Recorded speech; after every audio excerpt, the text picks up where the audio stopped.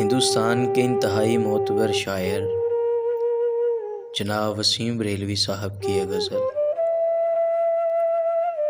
मोहब्बत ना समझ होती है, समझाना ज़रूरी है। जो दिल में है उसे आँखों से कहलाना ज़रूरी है। असूलों पर जहाँ आँच आए टकराना ज़रूरी है। जो जिंदा हो तो फिर जिंदा नजर आना ज़रूरी है।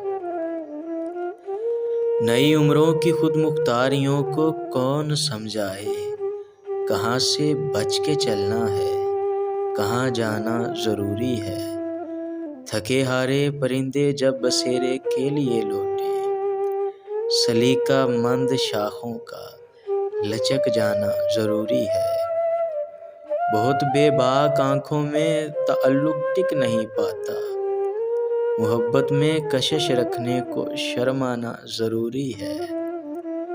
सलीका ही नहीं शायद उसे महसूस करने का, जो कहता है खुदा है तो नज़र आना ज़रूरी है। मेरे होंठों पे अपनी प्यास रख दो और फिर सोचो कि उसके बाद भी दुनिया में कुछ पाना ज़रूरी है। मोहब्बत ना समझ होती है, समझाना ज़रूरी है।